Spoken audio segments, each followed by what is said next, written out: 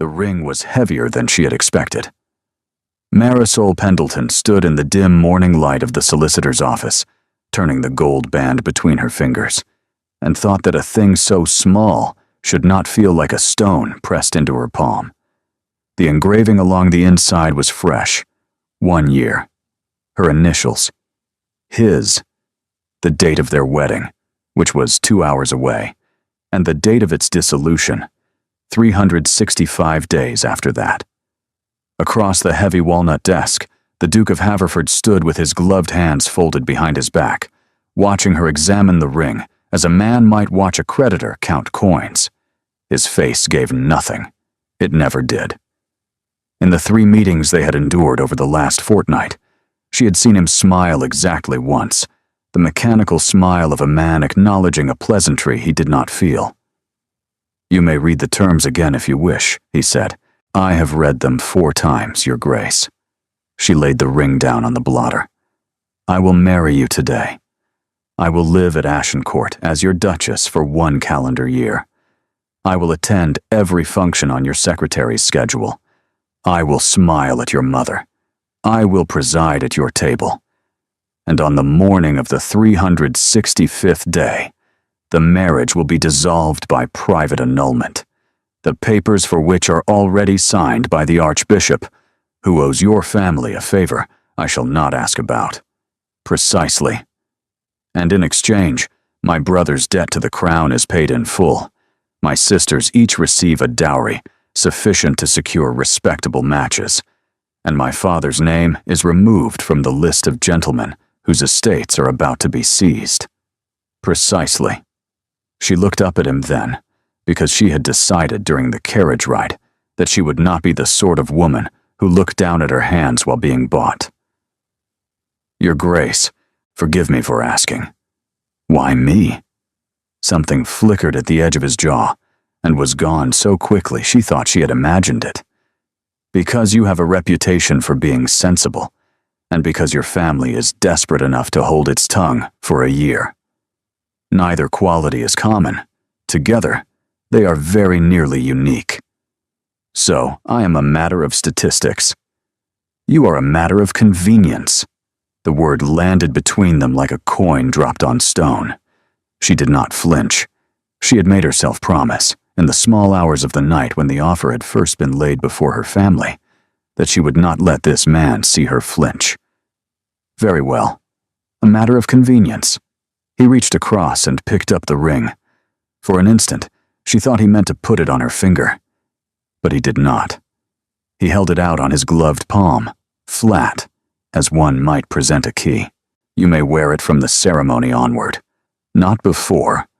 I would prefer the servants see it placed on your hand by a clergyman." "Of course you would." "Miss Pendleton, if you continue to address me in that tone for the next 365 days, this year will feel considerably longer than a year. Then I suggest, Your Grace, that you refrain from speaking to me as if I were an expense line in your ledger, and I shall refrain from sounding as though I am about to present you with an invoice." For a single second, she thought she saw the corner of his mouth move. It might have been the light. Agreed. The chapel at Agincourt was colder than a chapel ought to be in late spring. Marisol stood at the threshold, in a gown hastily altered from her mother's wedding dress. The lace yellowed at the cuffs. Her father had pleaded illness rather than give her away. The truth was that he could not bear to watch. It was her elder brother Fenric who waited in the aisle, his good hand folded over his bad one.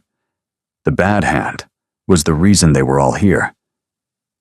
A duel 3 years ago, a wound that had left him unable to manage the estate, a slow ruin that had consumed the family, one creditor at a time, until the Duke of Haverford had appeared with a proposal that no sensible family could refuse, and no proud family could accept, without dying a little. Fenric had cried when she told him. That had been worse than the Duke. "You do not have to do this," he whispered, as he led her down the aisle. "Say the word, and I will take you out through the vestry. There is no other way, Fen. Mari, there is no other way." At the altar, the Duke was already waiting. He wore black, as if this were a funeral, which in a sense it was. Beside him stood his mother, the Dowager Duchess, a small, upright woman with iron-colored hair and the kind of eyes that missed nothing. The chapel held perhaps 20 people. It had been designed to hold 300. The vicar was a nervous man named Ormsby. Marisol barely heard the words. She heard her own voice say the vows when prompted. She heard the Duke's voice say them back, without inflection, as if reading from a list of goods received. She felt the ring slide onto her finger. Cold metal. Tighter than expected. Her hand trembled, and she hated it. So she pressed her thumb against the band until her knuckle turned white. When the vicar pronounced them wed, the Duke did not kiss her. He inclined his head half an inch and turned her toward the small gathering. The Dowager Duchess did not applaud. Marisol met her new mother-in-law's eyes across the aisle and received a look that said quite clearly, "I know exactly what you are, and I shall be counting the days." Good, Marisol thought. So shall I. The wedding breakfast in the long gallery was the most silent meal she had ever endured. 4 courses, 7 guests, conversation attempted twice by her mother, both times allowed to die on the vine. The Duke sat at the head. Marisol sat at his right. They did not speak to each other once. When the guests had made their careful excuses, the Duke rose and turned to her. "Your things have been taken up. My housekeeper, Mrs. Ardwick, will show you to your rooms. You will have the east wing. I reside in the west. We shall meet at dinner each evening at 8. Outside of scheduled engagements, I see no reason for our paths to cross." "None at all." "Good. Your Grace, Miss Pendleton." "I am afraid I am not Miss Pendleton any longer. You have seen to that yourself." He stopped. For a heartbeat, he looked at her properly, and she saw something move behind his eyes that she could not name and did not trust.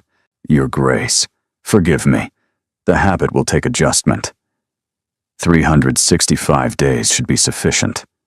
He turned to leave, paused at the doorway, and without looking back, he said, "There is one matter I neglected to raise this morning. The terms of the contract are known only to my solicitor, yourself, and me. My mother does not know. My staff does not know. Society does not know. For the year to serve its purpose, no one must suspect that this is anything other than a real marriage. You will be observed closely. My mother, in particular, is a woman of formidable attention. If at any point you give her reason to believe this is a sham, the contract collapses, and with it, every provision I have made for your family." Her breath caught. "You did not raise this detail this morning because you did not wish me to refuse. I did not raise it because I did not wish to give you the opportunity to bargain. That is dishonest, Your Grace. That is practical, Your Grace." Something in the line of his shoulders had gone very tight.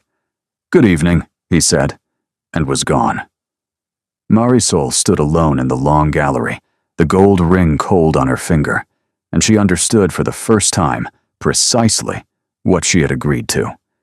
Not a year of polite coexistence, a year of performance, a year of convincing a woman with iron eyes that she loved a man who had married her as a matter of statistics. She pressed her thumb against the ring again, hard. 365 days, she whispered to the empty room. Somewhere above her, a clock began to strike the hour, and she counted the chimes until they stopped. Day 1 had begun.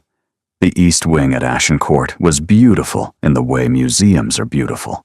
Marisol walked through it that first afternoon behind Mrs. Ardwick, the housekeeper. The Flemish tapestries, the long windows overlooking the lake. Nothing in any of the 12 rooms she was shown looked as though a person had sat in it in recent memory. His late Grace closed the East Wing 11 years ago, Mrs. Ardwick said. It has been kept aired, but not lived in. His Grace instructed us to open it this past week. And His Grace's mother. Where does she reside? In the Dower House, across the park. She comes to Ashencourt for dinner 3 nights a week, and for the whole of Sunday.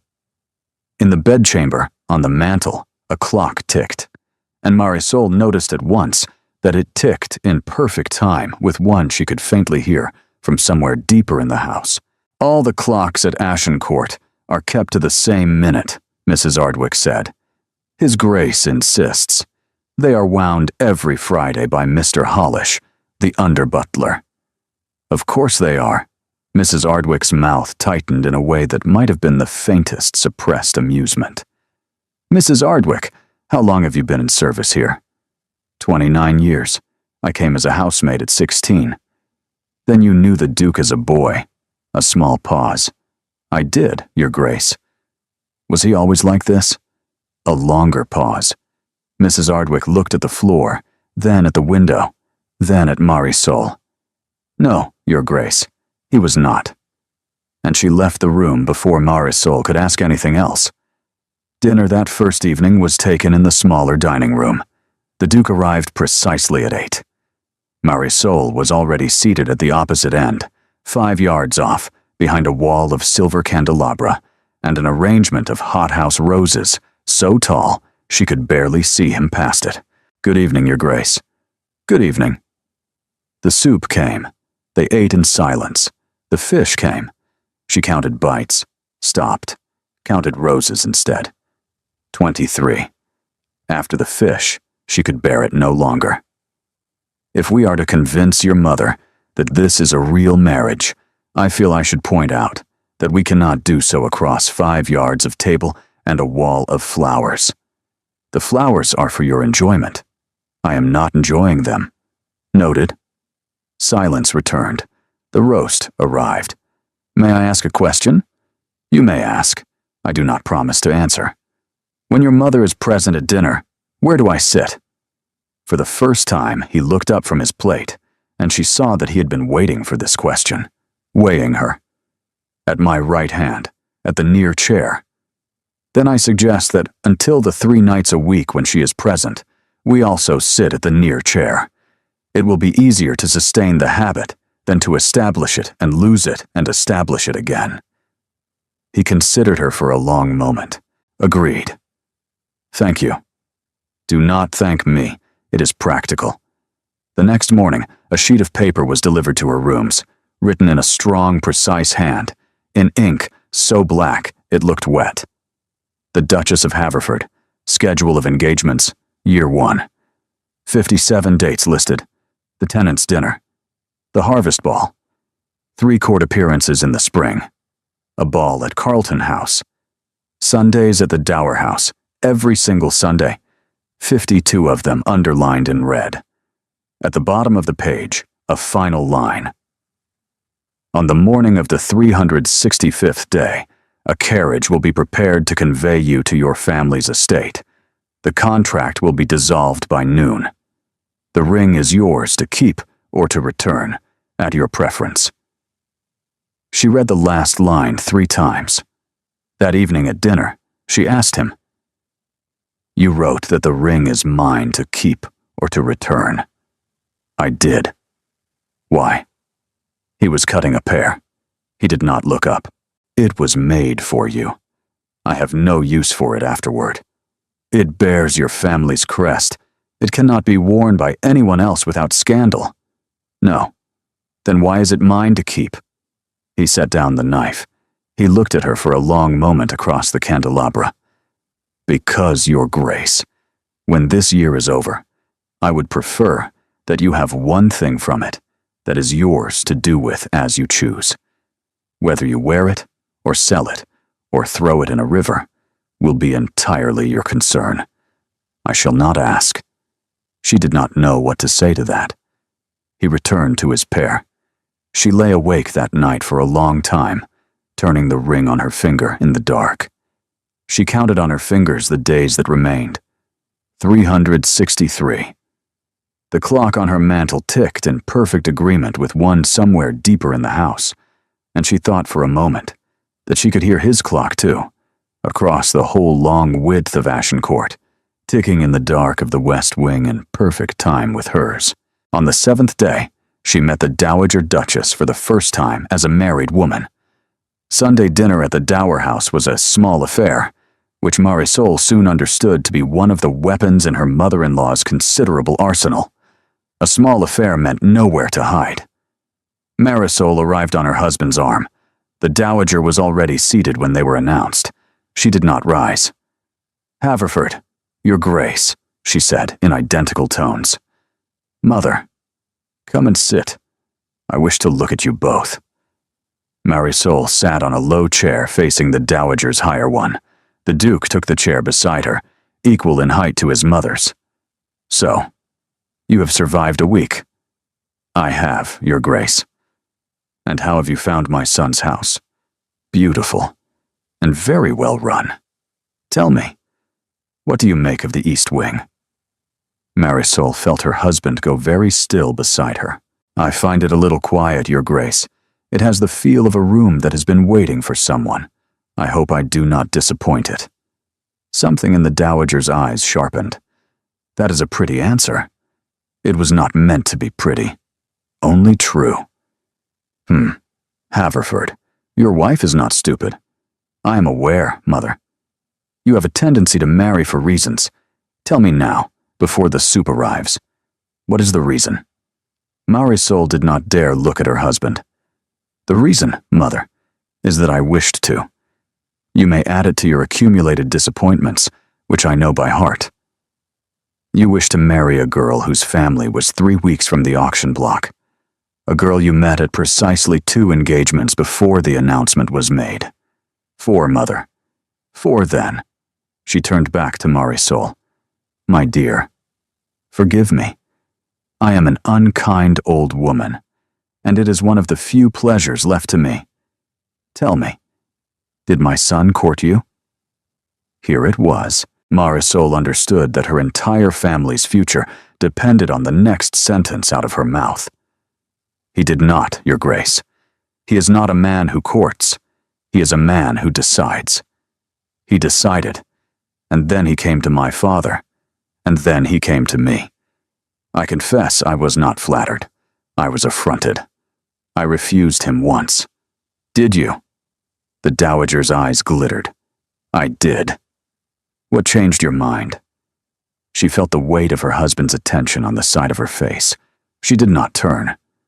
"He came a second time, and on the second occasion he did not speak to me as a man speaks to a prospect. He spoke to me as a man speaks to an equal. That was an experience I had not often had in London, and I found it, to my own surprise, persuasive." The Dowager regarded her in silence. "Soup," she said to the footman, and the subject was closed. The Duke did not look at her for the rest of the meal, but when the Dowager had risen to go to her drawing room, as Marisol passed him very quietly, he said, "Thank you." She did not trust herself to answer. She sat with the Dowager for an hour. She played a short piece on the spinet, badly, and the Dowager permitted herself the first real smile of the evening. "Well, at least you do not pretend to play well." "No, Your Grace. The only thing worse than a bad musician is a bad musician who believes herself to be a good one." "Precisely so." At 9, the Duke came to collect her. She kissed the Dowager's cheek, and the old woman's hand rested briefly on her arm. "I shall be watching you very carefully," the Dowager murmured. "It has been a long time since anyone in this house has been worth watching. I shall not mistake it." In the carriage back to Agincourt, the Duke did not speak for a mile. "You refused me the first time." He was looking at the floor. It seemed the sort of detail your mother would believe. A woman who accepted without hesitation would be a woman who had been bought. A woman who refused once would be a woman who had been persuaded. That was quick thinking. "I have had a week to prepare." After another silence, without looking up, he said, "The business about being spoken to as an equal, where did that come from?" "I invented it." "Ah, is that a disappointment?" "No, it is an instruction." She did not ask what he meant, because the carriage was slowing at the gates, and she was not yet certain she wanted to know. She slept that night with the ring still on her finger. When she woke in the gray hour before dawn, she found she had, without meaning to, turned it around, so the engraving was hidden against her palm, as if she had been trying to keep a secret even from herself. The message arrived on the 31st day. Mr. Hollish appeared at the morning room door with a card on a salver. "A caller, Your Grace." She took the card. Colonel the Honorable Cavan Thirlwell. Beneath the name, in pencil, a line had been added. An old friend of the family, hoping very much for the honor of a quarter hour. Is His Grace at home? His Grace has ridden out. He is not expected before 3. She thought a moment. Very well. Show him into the green parlor. She turned the ring on her finger until the engraving faced outward. The man who rose from the settee was younger than she had assumed a colonel would be. Tall, lean, with sand-colored hair and a narrow, intelligent face that settled into an easy smile the moment he saw her. "Your Grace, forgive the intrusion." "Colonel Thirlwell, we are not alone. A maid is sitting in the window." "So she is. You described yourself on your card as an old friend of the family. The name is not familiar to me." "Not an old friend of your family. Of his. I was at school with Haverford. We served together at Badajoz. I have been abroad some 2 years. I returned to London and discovered, to my considerable astonishment, that my friend had married. She had not known her husband had been a soldier. She kept her face still. "My husband did not mention you were expected. He did not know I was coming. Why are you here before my husband has returned?" His eyes changed, not the smile which remained. Something underneath. "You are a very unusual Duchess. I have only been at it a month. 31 days, Colonel, which you knew before you came." He laughed softly. "I'm found out. I came early without announcement because I wished to meet you without Haverford present. When I hear that a man like Haverford has contracted a marriage in under a fortnight to a lady he has met 4 times at parties, my curiosity exceeds my manners.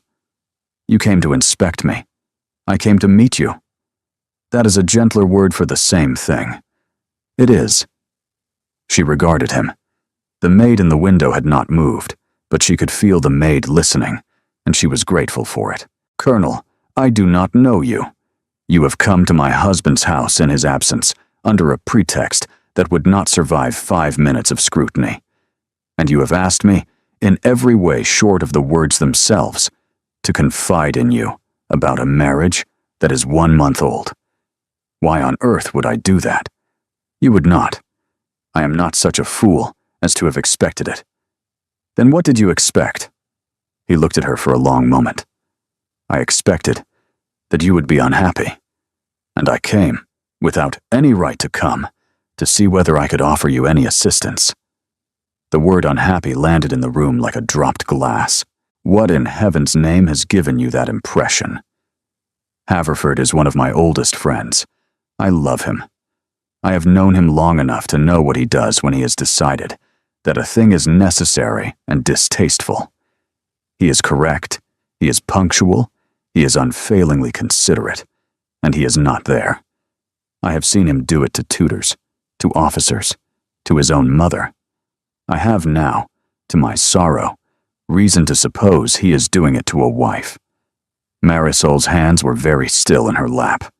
"Colonel, you have overstepped. Leave now, please." He rose.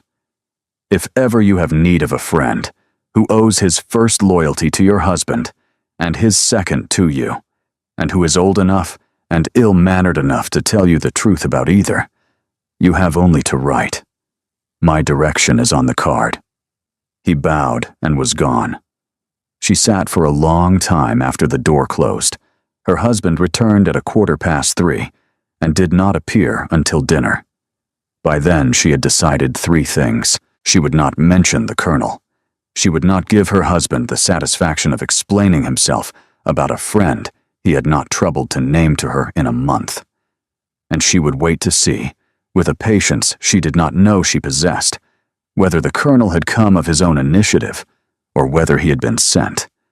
At dinner, she smiled across the flowers, and her husband said, "You are very quiet tonight." "I had a headache. It has passed." She slept badly.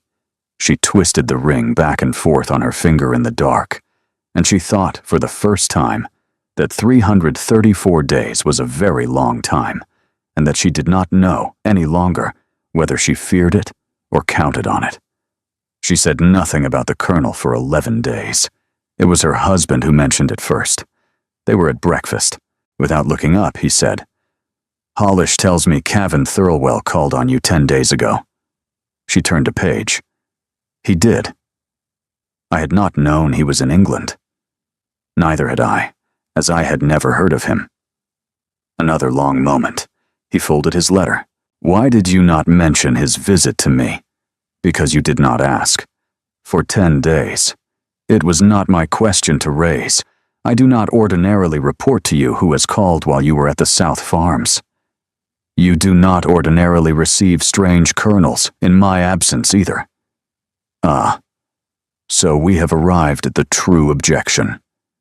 The true objection is that a man called on my wife under a pretext of friendship with me and spent 3/4 of an hour in a parlor with her and left before I returned, and my wife did not think the incident worth mentioning. 3/4 of an hour is a generous estimate. It was closer to 20 minutes. And he did not call on your wife. He called on me. He presented a card. He asked whether I was receiving. A maid sat in the window throughout. What precisely would you have had me do? Refused him. On what grounds? On the grounds that I had not authorized his presence in my house." She felt the blood come up under her skin, and she let it come. "Your Grace, am I required to seek your authorization before I receive visitors in this house?" "That is not what I said. It is the only construction your sentence supports. You told me, on the night of our wedding, that I was to conduct myself as your Duchess in front of your mother, your servants, and the world. You did not at any point tell me that I was required to obtain your permission before I received a caller in a public parlor with a chaperone.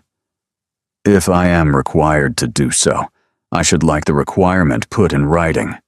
If I am not required, I should like the question withdrawn." He stared at her. It was the first time in almost 6 weeks that he had looked at her fully, and he looked furious. Not cold. Furious. Not at her. At himself. At "Your Grace. Forgive me. I spoke badly. I withdraw the suggestion." "Thank you. Nevertheless, I should prefer it in future if you would tell me when Cavan Thirlwell visits this house.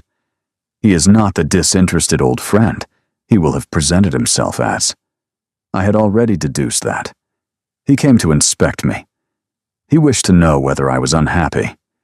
He said he knew you well enough to know you were unfailingly correct and unfailingly absent. I thanked him for his concern. I sent him away. I did not write to him. I have not spoken of him to anyone, including you, because I was waiting to see whether he had come of his own accord or because you sent him." The Duke sat down heavily. He pressed the heel of one hand against his temple. "I did not send him." "I believe you. You would not have been so angry if you had." "No." "Then did he come of his own accord, or was he sent by someone else?" "That is a question I do not yet know the answer to." "Then we shall have to find out. I am not a decoration, Haverford. I was under the impression, at the signing, that I had been selected for my sense. If my sense is to be retained, I should like to be informed of what I am being sensible about." He looked at her for a very long time. "I believe I owe you an apology for most of the last 6 weeks." He drew a breath. He put both hands flat on the table. "Cavan is my oldest friend, but he has a cousin, a man called Gorse, who is my cousin also, distantly, and who stands second in line to my title. If I die without a legitimate heir, Ashencourt passes to Gorse. Gorse has debts.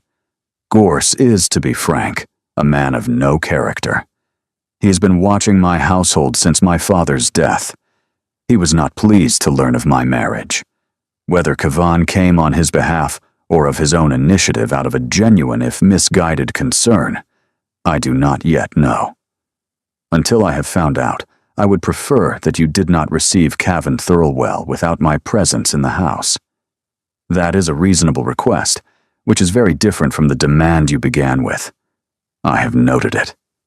A silence. Your Grace. 31 days. I'm sorry? You waited 31 days for someone to treat you as a sensible person. I am embarrassed that it was not me. She could not answer that. She inclined her head, and she said, I shall be in the morning room. And she went. She sat in her usual chair. She discovered that her hands were shaking, and she did not know whether it was from anger or relief or something else she was not yet willing to name. Something that had to do with the fact that for the first time in 6 weeks, her husband had looked at her and seen her. The ring was on the wrong way round again. She left it there. After that morning, something changed. Not quickly. But he began, in small ways, to be present. He came to the morning room on the 43rd day to ask her opinion on a letter from a tenant. She gave it. He took her advice. He came again on the 45th day, on a matter concerning the hunt, and she gave her opinion, although she had no opinions about hunts and was obliged to invent one. He did not notice. On the 49th day, he asked her to ride. The dowager had told her on the first Sunday about a mare called Periphrasis. He named her himself at 17 and has not had the decency to change it. She is the only living creature at Ashencourt who is agreeable. Would you care to ride this morning? Her husband said. I have had Periphrasis brought round. My mother mentioned that she might suit you. Your mother mentioned this when? Some weeks ago. She rode with him for 2 hours through the home woods. He handed her down at the stable yard, and, just as she was turning to go into the house, said, Thank you.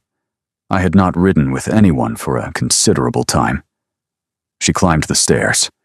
She had been smiling without knowing it. She examined the smile, as one might examine a bruise, and decided it was not in itself a dangerous thing, and then decided, a moment after that a thing did not have to be dangerous in itself to be dangerous later. She stopped smiling. On the 53rd day it rained with a violence Marisol had not witnessed in years. The roads were impassable by noon. She had nothing to do. She had read all her letters, practiced at the spinet, walked the gallery 8 times, and counted the panes in the east window, which numbered 112. And then she realized she had not, in 53 days, been inside the library at Ashencourt. Mrs. Ardwick had told her on her first morning that the library was His Grace's favorite room, that he retired there in the late afternoon, and that he preferred to be undisturbed. The message had been unmistakable. She went to the library. The door was unlatched. She pushed it open. She had expected to find the room empty. She had not expected to find her husband already in it. He was in shirt sleeves. Cuffs turned back once. He was sitting on the floor in front of one of the lower shelves, with books stacked around him, his coat thrown over a chair, his waistcoat unbuttoned at the bottom. His hair, which she had never seen anything but perfectly brushed, had fallen forward, and he had, at some point, pushed it back with an inky hand and left a smudge on his temple. He looked up. For 1 full second she saw, before his face could organize itself, a man she had never met. A man who was cataloging books on a wet afternoon, alone, who had, until her hand touched that doorknob, been perfectly content. Then the face she knew arrived. Your Grace, forgive me. I was told the library was not to be disturbed. Mrs. Ardwick is occasionally overzealous in the protection of what she imagines to be my preferences. Please, come in. You are welcome here. You have always been welcome here. I failed to say so, which I now perceive was an oversight. You are cataloging. I am rearranging.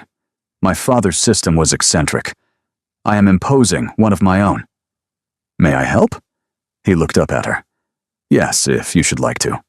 She sat down on the floor. She did it before she had considered that a duchess does not sit on a library floor in any well-conducted household in the kingdom. She sat because he was sitting. He handed her a book. Travels. Shelf above. Any order you like. I have given up on alphabet.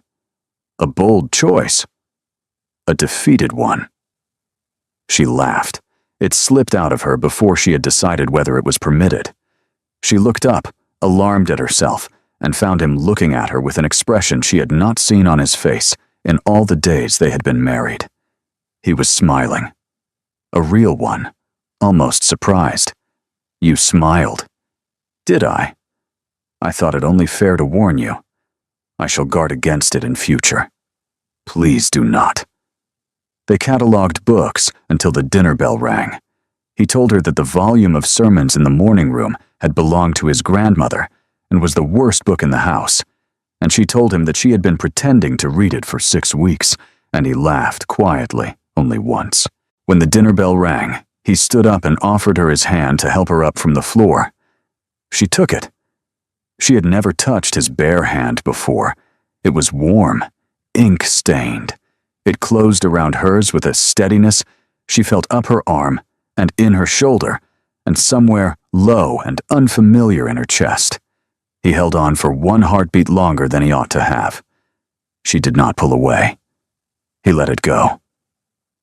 Dinner, he said. His voice was slightly rough. When she went up to bed that night, she looked down at her hand. Her palm, where his hand had closed around it, felt warm, as if the warmth had stayed. 312 days remained. She pressed her palm flat against the cold marble of the dressing table to make the warmth go, and it didn't go, and she understood that the trouble had begun. Colonel Thirlwell called again on the 61st day. He came on the open invitation of a letter from the Duke, and he brought his sister, a Mrs. Rowena Carsbrook, a widow of perhaps 40, with a kind, tired face, and her young son, Master Pyron, a boy of 7, who upon being told that her Grace was the Duchess of Agincourt, asked whether that meant she owned the peacocks. I do, Marisol told him gravely. All 4 of them. Do they bite? Only if provoked. I shall not provoke them, said Master Piron, and went off to examine the terrace. It was the first laugh Marisol had heard in the house that was not her own. The Duke remained in the drawing room throughout. He sat in the chair beside Marisol's. He poured her tea when her cup was empty without being asked.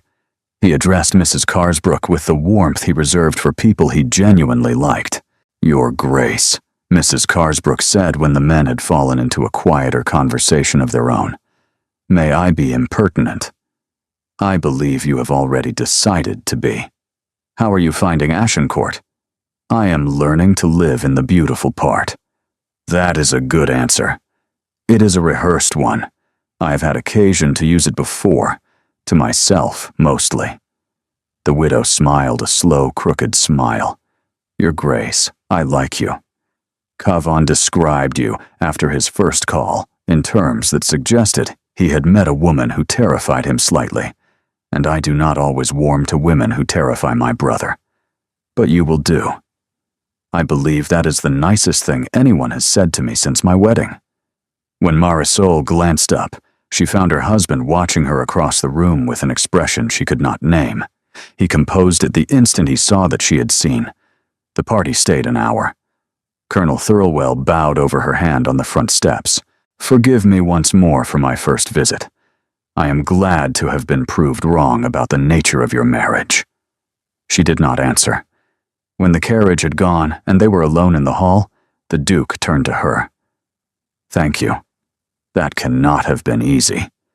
It wasn't difficult. You managed him beautifully. I managed both of you beautifully. He blinked. Then slowly he smiled. Yes, you did. He offered her his arm. He had never offered it inside his own house before, only in company. This was the first time he had offered it with no one to see. She took it.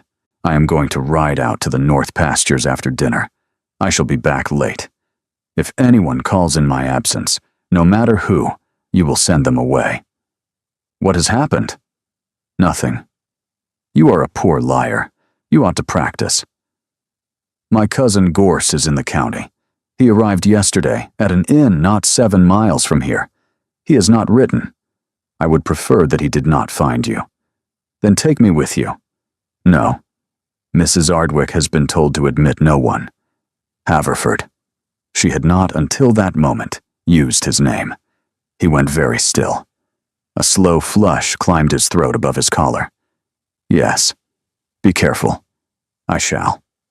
He covered her hand with his own. Only for a moment. His fingers closed over hers, and she felt through the fine wool of his coat that his whole arm was tense, as if he were holding himself back from something. 304 days, she said, before she could stop herself. I know. I was not counting down. I know. He released her hand. He inclined his head. He went. The letter came on the afternoon of the 64th day, sealed with red wax and an unfamiliar crest. It was addressed to Her Grace the Duchess of Haverford, in a hand she did not recognize. The letter was from a Mr. Wetherell Gorse, who presented his humble compliments, who lamented that he had not had the pleasure of being introduced to her at the time of her nuptials, and who felt it incumbent upon him to set before her certain facts that her husband would not have shared. 3 paragraphs. The first informed her that her husband had been betrothed at the time of his accession to a Miss Corisanda Vellicott of Wiltshire, which he had terminated without public explanation within a fortnight of his father's death. Miss Vellicott had never recovered. The second informed her that her husband's income had been, at the time of his accession, in arrears, and that the settlement had coincided with a sudden infusion of capital from an unknown source. The third informed her, with many regrets, that her own family's debts had been satisfied through transactions handled by her husband's solicitor, and that the writer had seen enough documentation to be satisfied that the marriage was, in its financial architecture, a transaction rather than a match. She read the letter 3 times. She folded it. She waited for the trembling to stop. She rang the bell. Mr. Hollish, I require a closed carriage. Tell the coachman to take me to the Dower House. The dowager received her in the yellow drawing room. You look as if you have been stung. I have, or I have been told I have been. Sit down. Marisol handed the letter across. The dowager read it twice. She folded it and poured out 2 glasses of something that was not tea. Drink that. What is it? Madeira. Drink it. It hit her empty stomach like a struck match. 3 questions. Did my son marry you for your money? No. My family had none to give him. We had debts. He assumed them. Did you marry my son for his money? No. Is your marriage what it appears to be? Marisol thought of her brother, of her sisters, of her husband's face in the library surprised into a smile, of his hand on hers in the corridor. No, Your Grace, it is not. The dowager sat back. I knew. I thought you did. I have known since the 2nd Sunday. Tell me the terms, Marisol told her. The contract, the annulment, the ring, the schedule, the dissolution by noon on the 365th day. The dowager listened without interrupting. She refilled both glasses. My son is the most intelligent fool I have ever met. Wetherell Gorse is a distant cousin who has been attempting to insert himself into the succession since he was 20. The letter is half invented. Miss Vellicott is real, but was never betrothed to him. The arrears were real, and were satisfied by 4 years of tedious economy, which I watched him impose upon himself. Your family's debts. That part he has told you the truth about. He has? Good. She laid her hand, dry and cool, on Marisol's wrist. Child, you have been playing a role for my benefit for 64 days, so competently, that I gave up trying to see through it by the fourth Sunday. My son was not always like this. His father was a cold and difficult man who made him colder in self-defense. By the time he came into the title, he had already trained himself out of the habit of wanting things. And then he married you, because he thought he had found the only woman in England he could marry without wanting. And he was mistaken. Marisol could not speak. Gorse is trying to make you run before the year is out. If you run, the contract collapses, and the thing he has been attempting for 20 years becomes possible. You will not answer this letter. You will show it to my son this evening. You will trust him to deal with Gorse. Yes. 2 more things. If, at the end of your 365th day, you decide you do not wish to remain, you will come to me first. And if you decide you do wish to remain, you will come to me then also. Yes, Your Grace. She showed her husband the letter that evening. He read it in the library, standing. He read it twice. When he had finished, he set it very carefully on the desk and pressed both his hands flat on either side of it and bowed his head. She saw, for the first time, what her husband looked like when he was truly angry. It was not loud. It was only very still. I shall deal with this. Thank you for bringing it to me. His hand closed around the letter, the way a hand closes around the hilt of a drawn sword. 2 questions before I leave for London in the morning. Did he frighten you? Yes. I'm sorry for that. What is the second question? He looked up. For the first time in 64 days, he did not look away. Are you still here? On the 365th day? Her breath stopped. I do not know. That is an honest answer. It is the only answer I have. He nodded. He folded the letter. He put it in his coat. I shall ask you again when I come back. He was gone 11 days. In his absence, the house felt like a held breath. Mrs. Ardwick watched her with a new and careful kindness. Mr. Hollish admitted no callers. A letter came each second day, ending always with the same line. I shall be home on Tuesday, if matters permit. They permitted. The carriage arrived at 4:30 on a cold, bright Tuesday, and Marisol, who had been in the morning room pretending to read, did not rise to go down, because she did not trust her legs. He came to her. He did not change. He came in his riding coat with the dust of the London road still on him, and he closed the door behind him, which he had never done before, and he stood at the door as if he were unsure of his welcome. It is done. Gorse. He will not trouble you again. How? I would prefer not to tell you in detail. I shall, if you ask. Another time. Not now. He stood at the door. She sat in her chair. Neither moved for what felt like a very long time. Your Grace. Marisol. Haverford. He crossed the room.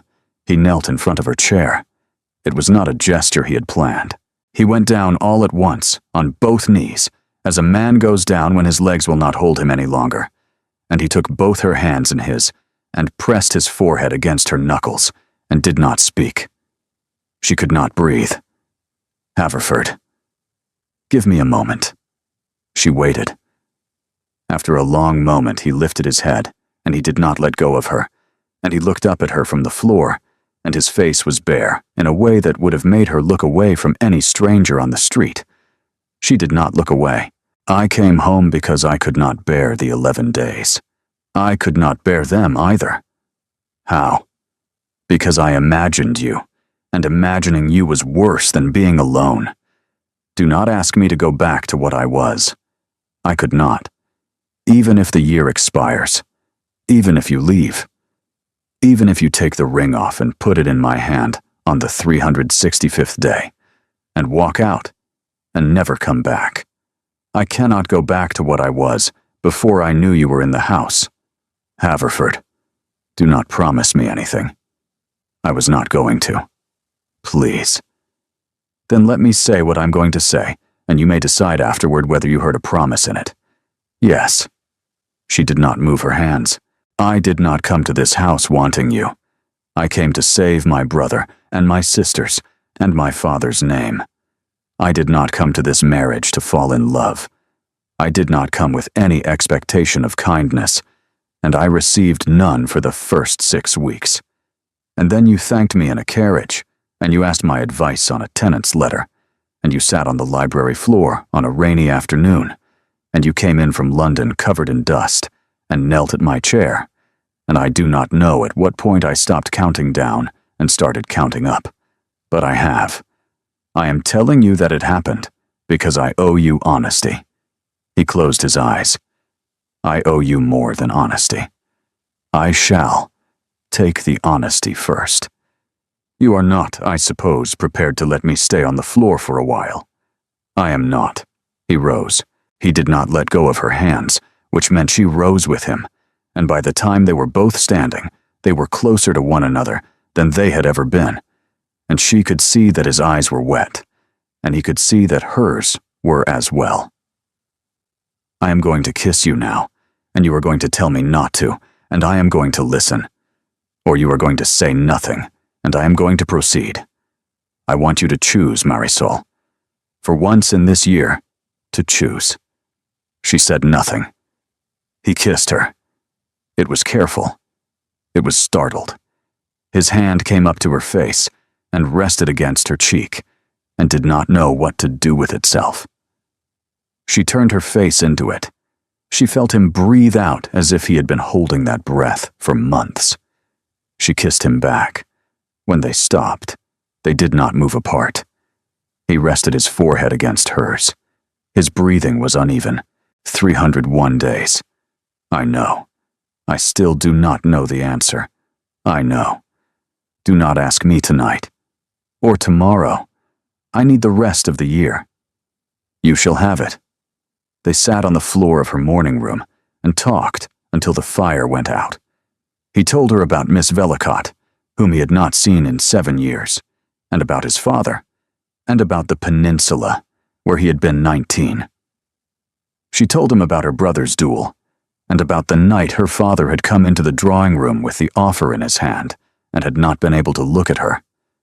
At some point near dawn, she fell asleep with her head on his shoulder. He did not move for an hour. When Mrs. Ardwick opened the morning room door at 6 and stopped short on the threshold, he lifted his free hand from where it rested in Marisol's hair and laid one finger against his lips. Mrs. Ardwick nodded once, very slowly, and closed the door. What followed was the longest quiet season of her life. She measured it afterward, not in weeks, but in mornings. Rides at first light when the dew was still on the grass, afternoons in the library, and dinners at the near end of the table, at which he reached sometimes across the cloth to touch her hand. Sunday dinners at the Dower House, during which the Dowager watched them both with an expression that was no longer appraising, but something closer to grim satisfaction. She kissed him in the orchard on the 112th day, when the apples were in blossom. She woke in his arms on a sofa in the long gallery on the 140th, because they had not been able to make themselves go up to separate rooms. She did not, during that time, look at the calendar, because she had discovered that if she did not look, the numbers did not apply. On the 232nd day, his solicitor came down from London. He was an elderly man named Tregarth, thin and dry and polite, and Marisol had met him only once before, at the signing, and had not thought of him since. She met him again in the hall, as he was leaving. Mr. Tregarth. Your Grace. He cleared his throat in the small, apologetic way of a man who had remembered, at the last moment, a thing he had been instructed to do, and was not looking forward to. His Grace has asked me, in the course of our discussions today, to have the annulment papers placed into final form. I am to bring them back on the 362nd day, so that all is in readiness. I wished you to know, so that you need not be troubled with the detail. She smiled at him. She did not know afterward how she smiled. She only knew that she reached her rooms, closed the door, and stood with her back against it, and did not cry, because crying would have been easier. He had instructed his solicitor to have the annulment papers placed into final form for the 365th day. On the 232nd day, she had been on the floor of the library with him. She had been in the corridor. She had been on the morning room floor at dawn with her head on his shoulder. She had kissed him in the orchard. She had woken in his arms. She had begun, in the private quiet of her own mind, to answer his question. She had not yet told him. And on the 232nd day, he had told his solicitor to finalize the papers that would end the marriage on the 365th. She sat down at her writing desk. She took out paper. She dipped the pen. She did not write. At last she rose. She went to her dressing room. She took off the ring. She laid it on the velvet tray. She looked at her bare hand for a long time. Then she put the ring back on, because she was not the sort of woman who made decisions in 1 hour. She slept badly. She avoided him the next morning. Tregarth was at breakfast. By the time her husband returned from the village, she had gone out herself and came back only in time to change for dinner. She sat through dinner.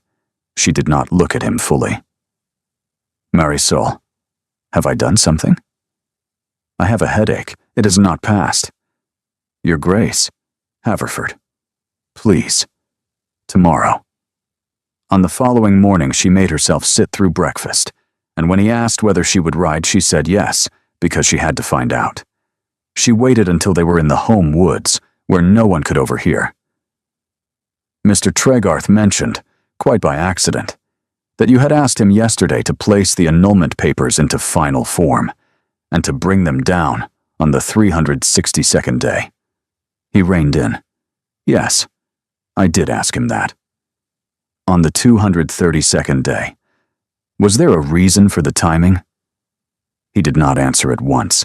His face had gone careful in the way she had learned to dread. Yes, I did not want him to draw the papers at the last minute.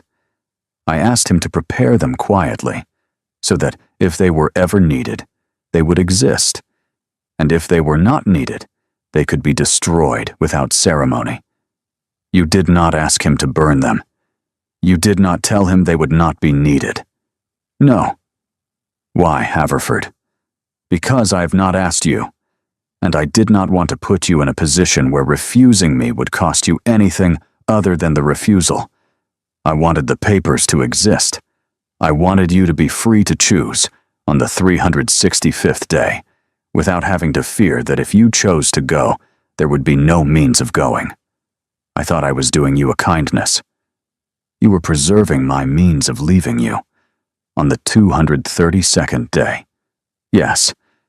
Did it occur to you that a woman who has spent these months being loved quietly by her husband might not wish to discover, from his solicitor, that her husband has spent those same months making certain that she could leave him neatly on an agreed date? No, it did not. I see. Marisol, please. No, not today. She turned the horse. She rode back alone. She went up the back stair. She sat at the dressing table. She took off the ring. She laid it on the velvet tray. This time she did not put it back on. She sat for a long time, and she understood two things. The first was that he had not been dishonest.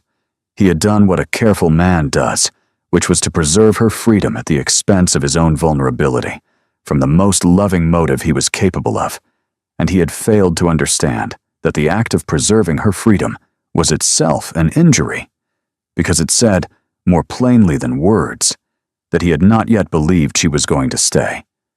The second was that she had not yet told him she was going to stay. She had been waiting to hear him beg her to, and he had not, because he was the sort of man who could not, because 30 years of being trained not to want had made asking for a thing feel, to him, like an act of violence. 133 days remained. She left the ring where it was. Have a trunk brought up, she told her maid. The small one from the dressing attic. I shall be going to my sister's in Kent for a fortnight. She drew a sheet of paper toward her, and she wrote 4 lines. I have gone to my sister in Kent for a fortnight. I require the time. I am not breaking the contract. I shall return in time to keep it. I ask that you do not come after me. She signed it. M. She laid the note on the mantel where he would find it, and she went to pack. Kent was cold. Her sister Isella had married 3 summers ago to a country squire and lived in a rectangular stone house on the edge of a village called Murrow, with 2 small dogs and a husband who asked no questions when his sister-in-law arrived unannounced with 1 trunk and a face that told its own story. Isella opened the door herself, said, "Oh, Mari," and held out her arms. She did not tell her for 3 days. On the 4th morning, Isella set down her cup and said, "All right, now." Marisol told her everything. When she finished, Isella said, "You did the right thing, the leaving for a fortnight part. The rest I reserve judgment on. You are angry because he did not believe you were going to stay.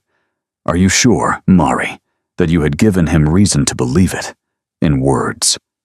Marisol was silent. "Ah, he did not ask me in words. Men who have been trained out of asking do not begin simply because we have begun answering. When you go back, you will need to tell him. Not hint. Tell. In words, he can write down." "I know." She took the fortnight. She walked in Kentish rain.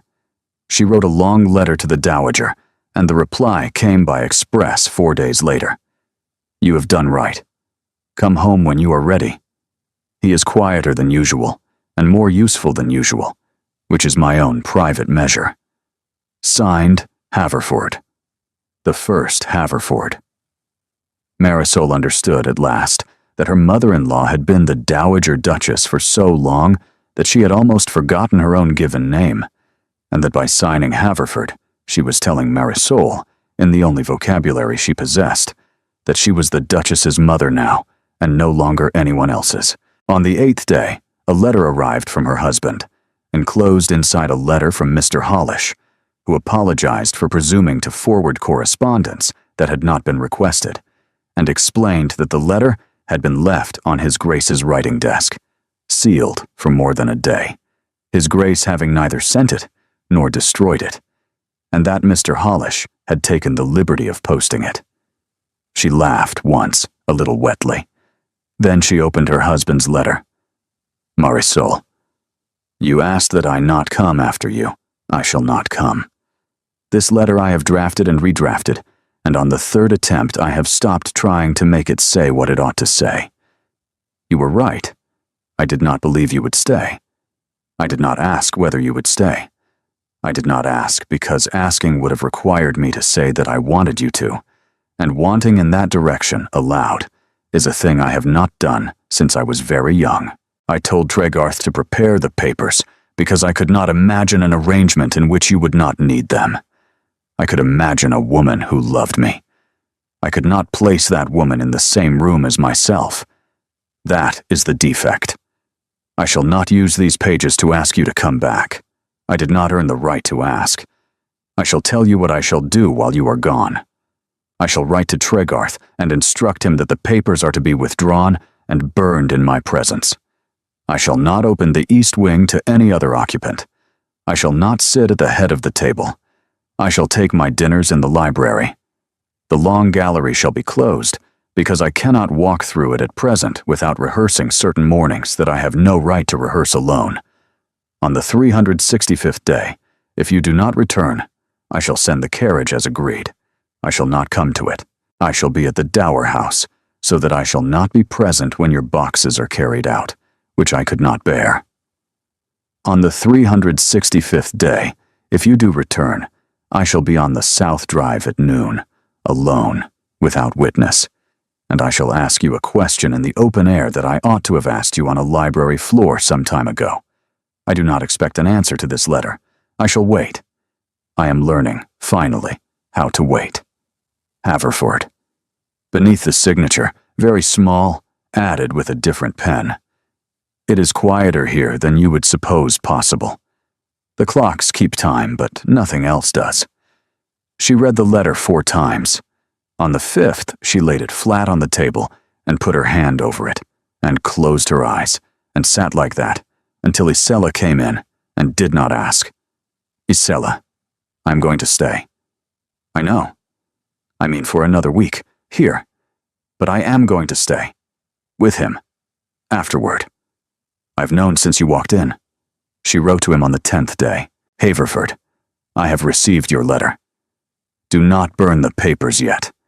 Leave them with Tregarth. Not because I shall need them, because I wish to burn them myself in your presence when I come home. Your letter arrived at a useful hour. I am keeping it, Marisol. She came home on the 258th day. She took the last stage and hired a chaise and paid the driver extra to say nothing at the gate. She came in at the south gate, walked up on foot. The house was quieter than she remembered. She reached the south terrace, tried the garden door, which was unlocked, and went in. He was in the library, at the long table by the window, back half to the door, a ledger open, a pen in his hand, in shirt sleeves. His hair had fallen forward. She stood in the doorway, and then, without turning, he said, very quietly, Marisol, how did you know? I've been listening for the door for 10 days. She came into the library. He set down the pen. He did not turn round. What? She understood that he did not trust himself to. Mr. Hollish forwarded your first letter. I should have been angry with him. I was not. He took a great risk. I am grateful to him. So am I, Haverford. Turn round. He turned round. He had lost weight. Not much. But she saw it at once. You are home. For the moment. I have not decided, Haverford. I have decided some things. I have not decided the one thing. I know. She crossed the library and stopped at the window beside him.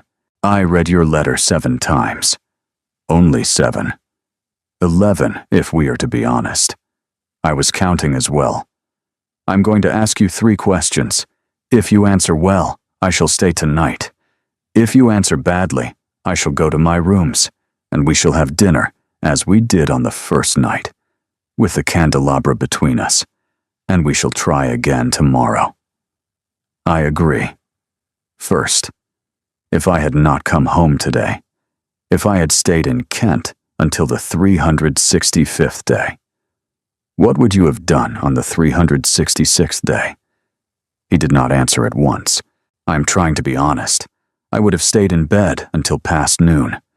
My mother would have come up, without being asked, and sat beside the bed and read to me from a book chosen to be boring, which she has done once before in my life. On the 367th day, I would have opened the east wing and walked through it once and closed it again. And I would have written to you to say that the papers had been burnt, that the provisions for your family stood in perpetuity, and that if at any point you wished to return, the south door would be unlocked. Second, if I stay tonight, if I stay for the remaining 107 days, and on that morning I take off this ring and put it in your hand, what will you do? Marisol, answer me. He closed his eyes. I shall take it. I shall close the ring in my hand and walk with you to the carriage and hand you in myself. I shall not weep in front of you. I shall not ask you to stay. I shall thank you for the year. And then I shall be a worse man than I was when you came, because I shall have known what it was to have you and to lose you by my own doing. But I shall not call that a debt against you. I shall carry it. Third, why did you not come to Kent? You asked me not to. That is part of why. The other part is that I knew if I came to Kent and asked you to come home, you would come, because you are the kind of woman who would. And I didn't want you to come home because I had asked. I wanted you to come home because you had chosen. So I stayed. I wrote 1 letter. I waited. Haverford, you have answered well. Shall you stay tonight? I shall stay tonight. I have not said I shall stay after tonight. I know. She turned toward him. She took 1 step closer. She reached up slowly, and with her fingers, she smoothed his hair back from his forehead, as she had wanted to do for the whole journey home. His eyes closed. He did not take her hand. He did not presume. I do not yet know, Haverford, but I am going to stay to find out. That is the decision I have made. I understand. Marisol, thank you for coming home. Do not thank me. It is practical. And for the first time since she had walked into the library, he laughed. A small, startled laugh, not quite steady, and she laughed with him, because the laugh was the first promise either of them had made, and it was a promise they could both keep. The remaining 107 days were not easy. They were not either what she had feared. Instead, they worked. He brought her the estate ledgers in the evenings, not as a gesture, as a request. He asked her opinion on the tenants. He listened to her answers. He disagreed with her 3 times in the first week and deferred twice. And on the third occasion, when he did not defer, he explained in exact detail why he did not. And she understood, when he had finished, that she had been wrong and that she would not have been told so by any other man of her acquaintance. She thanked him.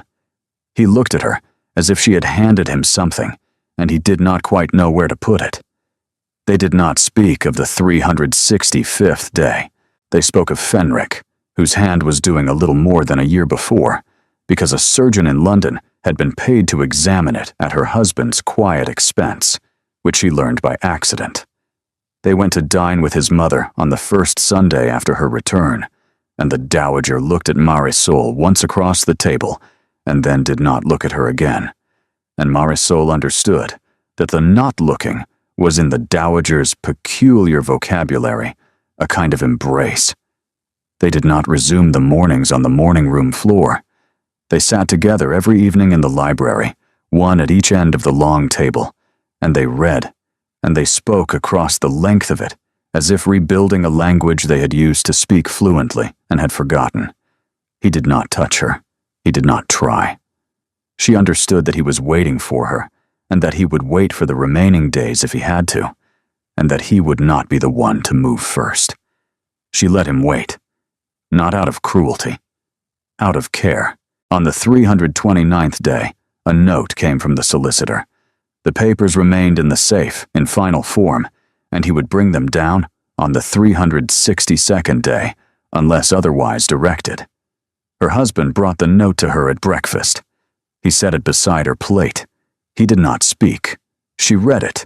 She folded it. He is to bring them down. Yes. Thank you. They did not speak of it again. On the 341st day, Colonel Thirlwell came to dine with his sister. They stayed 3 nights. Mrs. Carsbrook embraced her on the front steps. You are happy here. I think I am. Don't think. Decide. Some things cannot be deferred past a certain day. I know. On the 354th day, the dowager fell ill. A chill, a cough, a fever of 2 nights. The physician said there was nothing to fear but age and draughts and Madeira, 2 of which the dowager was unwilling to renounce. Marisol sat up with her in the yellow drawing room, while her husband slept in a chair in the corner. Near 3 in the morning, the dowager opened her eyes. Child, what day is it? The 355th. 10 days. Have you told him? Not yet. The old woman smiled. Be kind. He has been managing. Do not make him wait until the day. I shall not. She told him on the 357th day. It was a Tuesday. They were in the library after dinner. She said, without preamble, without sitting up, Haverford. Yes, I am going to stay. He did not move. For a long moment he did not breathe. She could hear, in the new silence, the 2 clocks in the library ticking in their perfect agreement. Marisol. Do not speak yet. I am going to stay, but I shall not stay on these terms. I shall not stay as the duchess of a contract. I shall not stay as the woman who came to this house in a gown altered from her mother's dress. I shall not stay as the woman who was told, on her wedding night, what the terms of her presence would be. That woman has done her year. She has earned her freedom. Yes. If I am to stay, I shall stay as a woman who has been asked, not by a contract, Not by a solicitor, by a man, in the open air. On the 365th day, at noon, on the South Drive, without witnesses, you will ask me the question you said in your letter you would ask. I shall be ready to answer it. If you ask it, I shall stay. If you do not ask it, I shall go, and I shall not hold it against you. Do you agree? I agree. I have not told you that I love you, Haverford. I shall not tell you tonight. I shall tell you on the 365th day, after you have asked, not before. I know your reasons. Good. Go on with your ledger. I cannot. I cannot go to bed either. Come and sit by the fire. We shall sit, and we shall not speak, and we shall watch the fire until one of us is able to move. He crossed the library and sat down beside her, not touching. She laid her hand on the cushion between them. After a moment, slowly, as if asking permission, he laid his hand over hers. Their palms met, his fingers closed. They sat like that, watching the fire for a very long time. On the 362nd day, when Mr. Tregarth came down from London with the annulment papers in a leather folder, Marisol met him in the library. Her husband was present. So was the dowager, who had risen from her sickbed for the occasion and been installed in her favorite chair with a rug over her knees and a glass of Madeira in her left hand.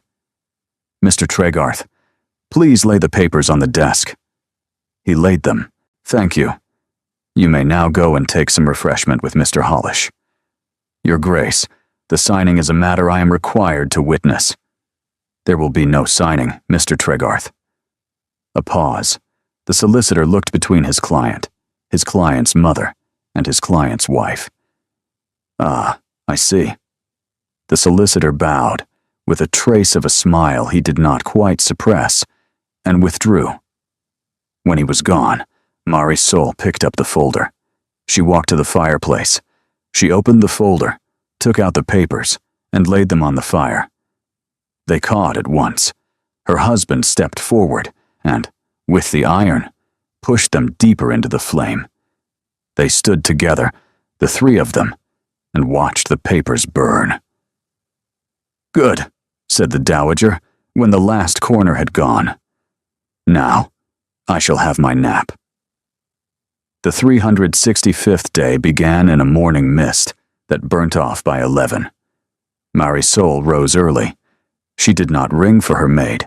She dressed herself slowly in a soft gray gown she had made in the village 3 weeks earlier, without telling anyone, because she had decided that whatever else might be true of this day, she would not meet it in any garment that had ever belonged to the woman she had been before. She took the ring off. She laid it on the velvet tray. She looked at her bare hand for a long moment. Then she went down. She breakfasted alone in the morning room. Her husband did not appear. She knew that he was in the library because she had heard him pass her door an hour before, and she knew, because she knew him now, that he was pacing. At 11 she went to the dower house. The dowager rose when she came in. Child, is it to be today? It is. Then I shall stay here until he rings. He is to ring the great bell at the stable yard. He is. I shall listen for it. Your Grace, if it is not to be, if I find that I cannot. Then you shall come here on your own feet, and we shall have our talk. You promised me. I shall come. The dowager kissed her cheek once, dryly. Child, if it is today, I am glad. If it is not, I shall survive it, as I have survived worse. But I shall tell you, for the record, that I have not been this glad of anything in 15 years. Thank you. Go. Marisol went. She walked back through the park alone. She stopped at the gate and looked back once. The dowager was at the window and lifted her hand. Marisol lifted hers and turned and went on. At 1:45 she put on her cloak and went out of the south door, and she walked down the south drive. He was already there. He was standing alone at the turning before the lodge, where the old lime trees arched over the gravel, in his riding coat, bareheaded. No gloves. He was pale. She came up to him and stopped at the distance they had used that first week at dinner, before she had insisted on the near chair. Your Grace. Your Grace. Marisol. Haverford. It is noon. It is noon. A long silence. The lime leaves stirred. I have the carriage prepared if you wish it. It is at the stable yard. I have told the coachman to bring it round on the sound of the bell. He has been instructed that the bell may not ring, in which case he is to stand down. The carriage is a thing that will happen or will not happen.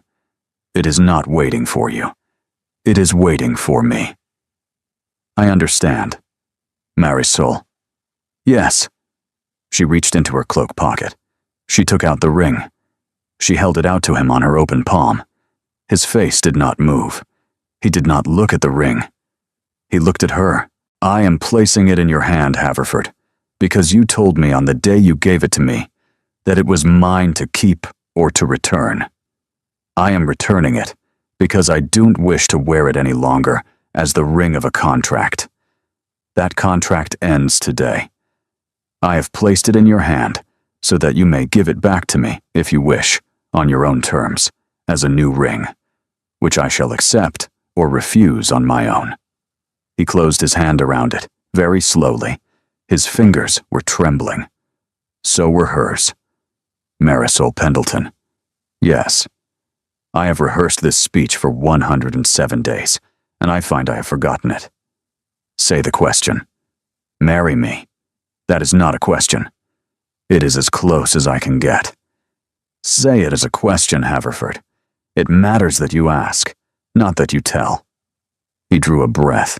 Marisol. Will you marry me? Not by the contract, not by the settlement, not by the schedule, or the solicitor, or the archbishop who owed my family a favor. Will you marry me because I am asking you? Yes. Yes, Haverford. Yes. He opened his hand. He took her hand.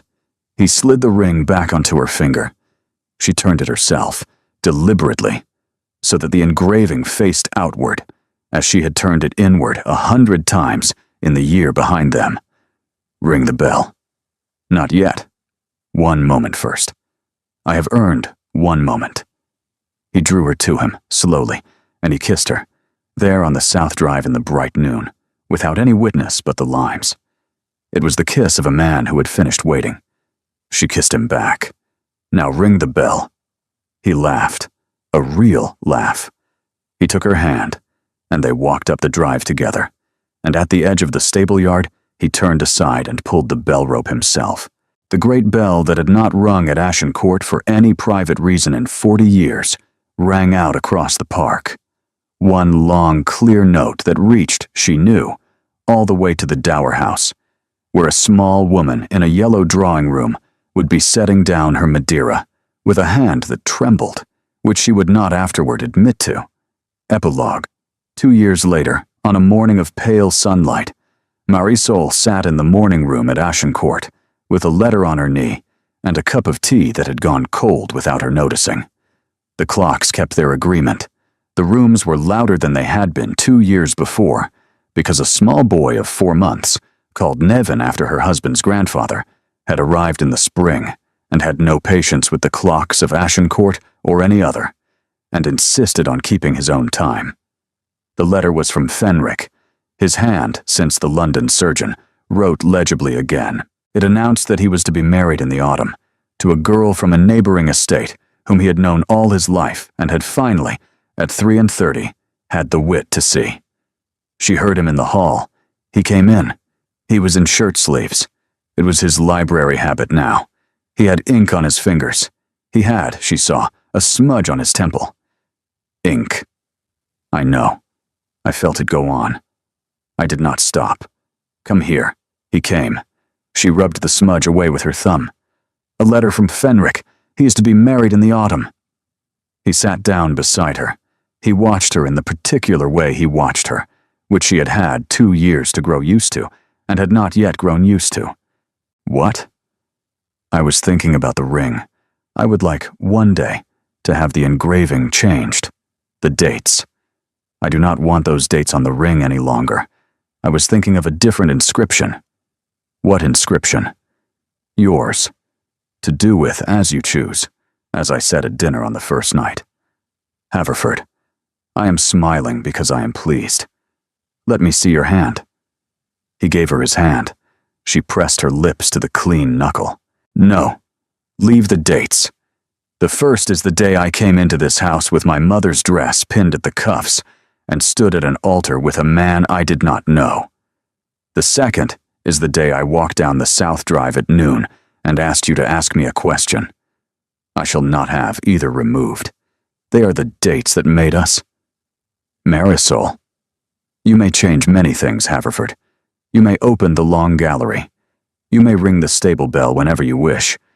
But you shall not erase the calendar of this house. The days were what they were. I do not regret one of them. Not one. Not even the 107. Especially not the 107. I needed them. So did you. He rose to ring for fresh tea. He stopped at the door and turned back, and he said, as if he could not stop himself, I love you. I know. Say it back. At dinner. Marisol. At dinner, Haverford. You may have one at breakfast and one at dinner. That is the rule. That is a tyrannical rule. It is a rule I invented on the 365th day. You agreed to it. You were not listening. You were ringing a bell. He laughed. He rang for tea. He came back. He bent his head and kissed her hair, and she closed her eyes. And upstairs, a child of 4 months, who kept his own time, began a quiet, considering noise that was not yet a cry. And she thought, as she had thought, on perhaps 50 ordinary mornings since the bell had rung, that some rings are placed in the palm and returned, and some rings are accepted twice, and the second acceptance is the one that counts. Thank you for staying with Marisol and Haverford to the end of their story. They began on a day that neither of them chose, with a contract on a desk and a gold ring between them, and for 364 days they counted down. On the 365th day, she placed the ring in his hand, and he placed it back on her finger, and the year they had feared turned into the year they would measure every other year against. If a story of a woman who learned to ask and a man who learned to answer has sat well with you this evening, you will know what to do. Subscribe, so the next one finds you.